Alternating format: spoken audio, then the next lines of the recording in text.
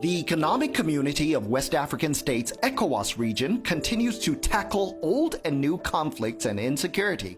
Most of the root causes of conflict in Africa are tilted towards either political or religious crisis or tradition as well. In a world of poor governance, poverty, inequality, injustice, and climate change, women and young people suffer the most. According to the United Nations General Assembly, there are over 260 million out-of-school children all over the world. There are also security challenges that are related to elections, with, of course, the aftermath of the things that happened in Benin, and also thinking about what also happened after the elections in Mali. Arising problems comes up like the Boko Haram, we have the militancy, we have the Biafra. If you look at it well, you'll find out that this is the major problem, the marginalization of the politicians and nepotism of our leaders. To tackle these problems, ECOWAS has developed several tools to reduce insecurity. However, it continues to face challenges. These challenges have inspired the European Union and the Federal Ministry of Economic Cooperation and Development through GIZ to provide a new initiative called the Support to ECOWAS Peace and Security Architecture and Operations, EPSAO. The action is funded from the 11th European Development Fund, EDF. This project supports the ECOWAS Commission to prevent and manage conflict and security threats in three ways. First, the project strengthens ECOWAS capacity to support peace under the African Peace and Security Architecture.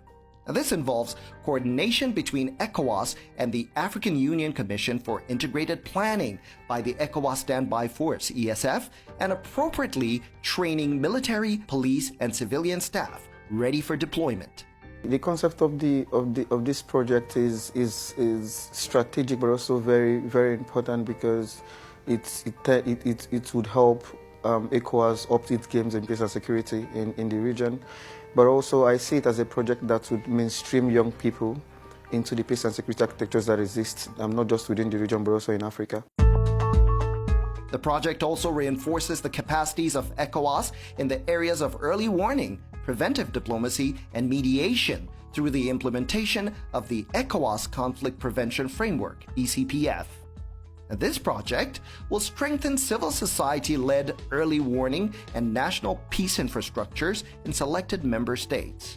It started very well with trying to bring young people into coalitions in their countries, starting first with Nigeria and then later Cote d'Ivoire, and using these coalitions to get them to chart their own course as to how they want to be mainstreamed and how they want to begin to take up the leadership spaces that are available for them within the peace and security architectures that exist.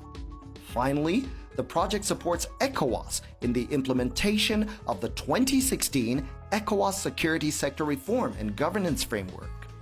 When a head of state requests support in security sector reform and governance, the EPSAO is available to provide capacity building for civilian oversight bodies, sensitization of security institutions, and sustained dialogue. We hope to see different and we hope to see implementation so that we'll be able to understand the fact that our voices are being used and our voices also count in nation building. My expectations will go on the area of capacity building because it will help harness our skills in order to give out effective results in whatever we're doing. So for me, I want the project to not only transform young people from being just peace and security advocates to becoming real experts in peace and security sectors like the peace support operations, the post-conflict analysis, the dialogue and mediation mechanisms that exist. I want to see the project transform people, young people, from being just normal passive participants in this process to becoming leaders in these processes. The EPSAO project will improve the African peace and security architecture. It will also train and strengthen cooperation and improve readiness of ECOWAS in deploying and managing peace support operations.